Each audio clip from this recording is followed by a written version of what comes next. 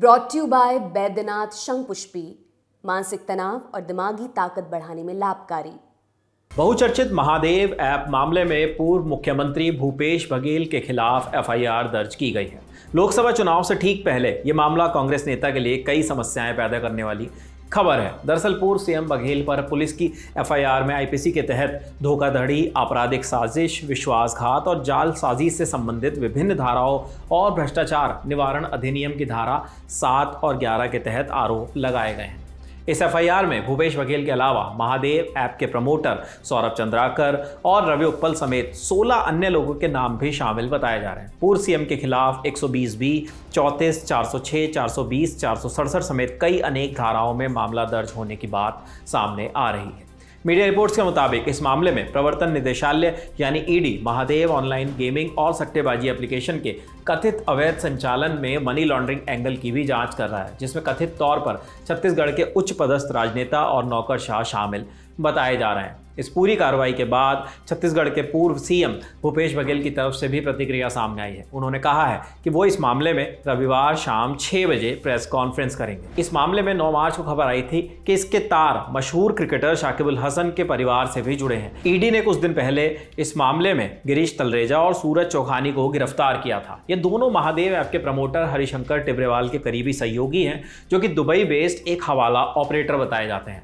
आज तक से जुड़े दिव्येश सिंह की रिपोर्ट के मुताबिक गिरीश तलरेजा और सूरज चौखानी की गिरफ्तारी के बाद आरोपियों को रायपुर के पीएमएलए विशेष न्यायालय में पेश किया गया था, जहां से इन आरोपियों को 11 मार्च तक की रिमांड में भेज दिया गया था। ईडी की पूछताछ में पता चला था कि सूरज चौखानी पैसा कई लिस्टेड कंपनियों के शेयरों में निवेश करता था। चौखानी ने बांग्लादेश में एक ऐप 11wicket.com में भी निवेश किया था, जिसमें उनकी एक पार्टनर बांग्लादेशी क्रिकेटर शाकिब अल हसन की बहन जंतुल हसन बताई जा रही है। ईडी की जांच में यह भी पता चला है कि हरिशंकर टिब्रेवाल के एक और सहयोगी गिरीश तलरेजा की लोटस 365 में भी हिस्सेदारी है, जो कि महादेव बुक ऐप की सहयोगी कंपनी है। इसे पुणे स्थित ब्रांच से संचालित किया जा रहा था। लोटस 365 के अवैध संचालन में गिरीश रतन लाल जैन उर्फ अमन और सौरभ चंद्राकर का पार्टनर है।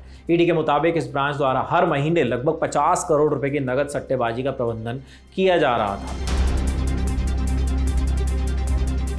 महादेव बैटिंग ऐप ऑनलाइन सट्टेबाजी के लिए बनाया गया एक ऐप था। इस पर लॉगिन करने वाले user card games, chance game, poker जैसे लाइव गेम खेलते थे। आरोप है कि इस ऐप के जरिए क्रिकेट, बैडमिंटन, टेनिस और फुटबॉल जैसे खेलों में अवैध सट्टेबाजी भी की जाती थी। आरोप ये भी है कि इसी ऐप से चुनावों में भी सट्टेबाजी की जाती थी। अवैध सट्टेबाजी के नेटवर्क के जरिए महादेव बैटिंग ऐप का जाल पूरे देश में तेजी से फैला और इसमें सबसे ज़्यादा खाते छत्तीसगढ़ में खोले गए।